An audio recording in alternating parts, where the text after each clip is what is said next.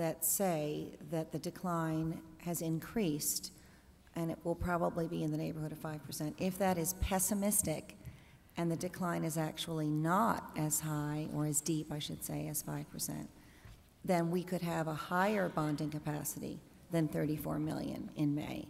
And as well, the reverse is true. Well, you won't know it far enough in advance. I understand, to change that projection. That's correct.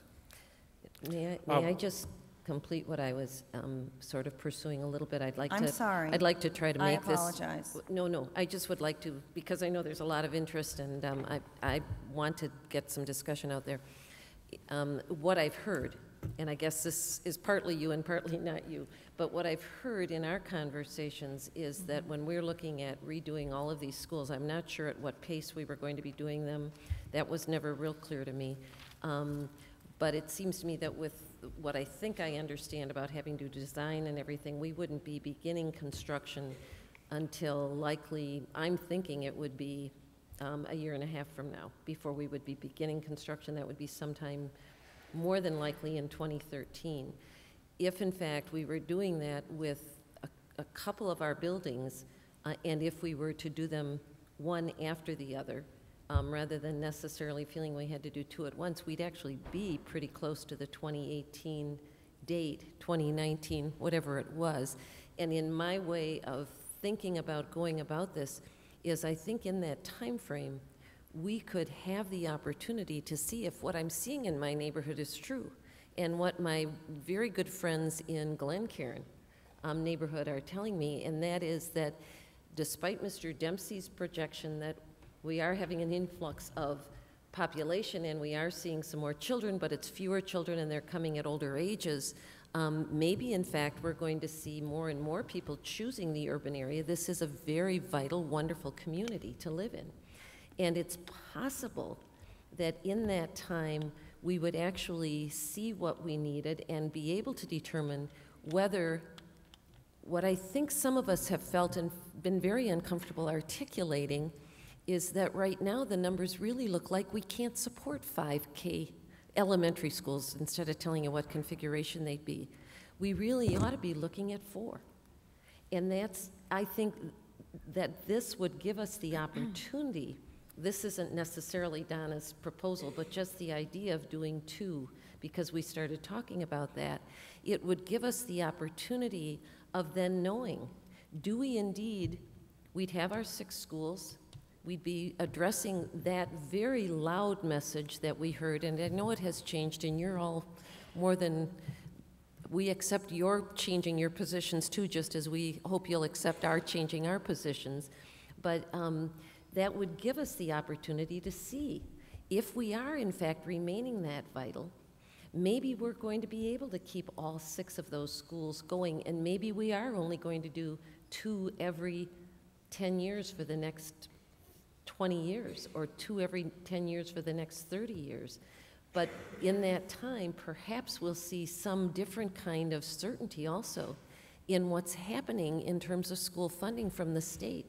Because I challenge anyone out there or sitting here or even sitting in the legislature right now to tell us with any kind of assurance what we're going to be able to rely on for operational monies during that time, and how we're going to be able to necessarily sustain, much as I want to, 6 buildings or 5. And if we bite off the 60, now 57 million,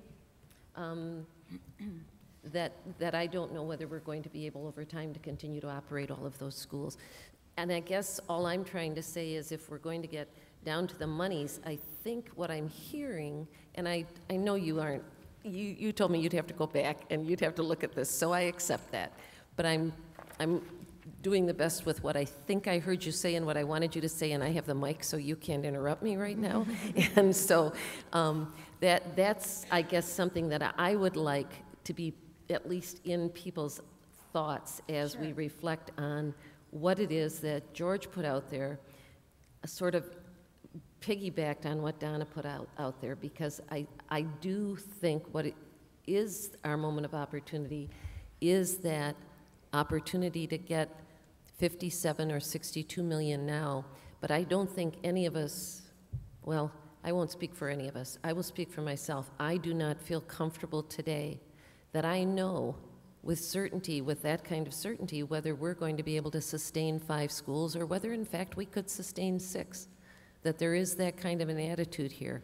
I heard some people suggesting they'd get involved with us and get creative. I would like to believe that people will do that, and I believe they will. This is a tremendous community. I'll be quiet for a minute. There's no need for you to be quiet.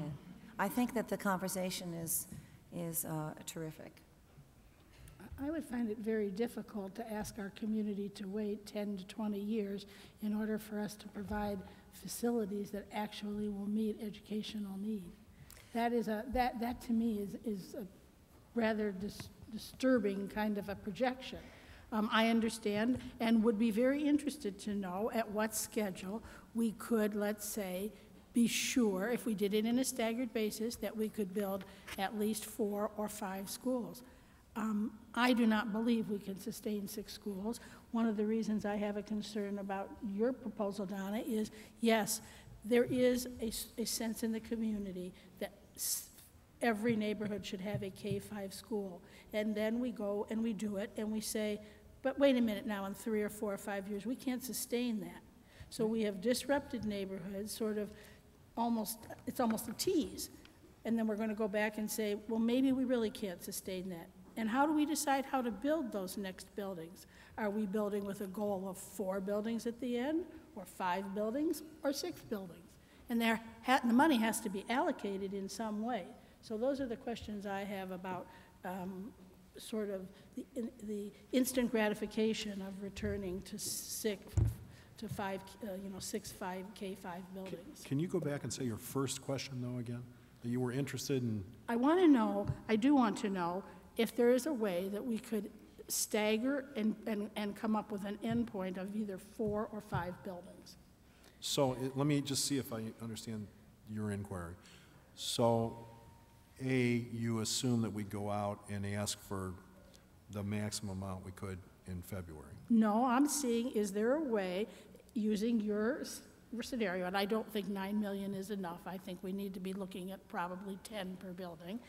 And I have in my mind, a commitment to an initial 3. But if there were 3, and if we could decide, are we building for an endpoint of 4, or are we building an endpoint of 5, or an endpoint of 6, what would the remaining dollars be? If we started off this year in February at 3 buildings, and then how would we go to the next? And how far could we go? Or are we going to be left with a de facto only 4 buildings because we really won't have more than another $10 million? Well, it sort of depends on at what point in time, right? Well, yes, and I think in a reasonable point in time. I mean, you may be right that this community could come together and support a staggered building project. I do not know if people would do that if they don't know which buildings were going to come online in the future. I have a concern about that. But perhaps you're right that the community spirit could come together. But since many of the folks in this room are advocating for every neighborhood school to have a building, that may be a promise we cannot fulfill, even in your staggered proposal. Or it would be so far out that we would be, you know. Yeah, let me clarify my proposal, okay? Look, I'm desperately trying to figure out a way that we can compromise and come together. So, That's why I'm asking you. And I accept the proposition that we need to start replacing elementary schools. So I guess the way I'm trying to attack this is, you know what, let's take it one bridge at a time. And I think we have to be intellectually honest with the voters.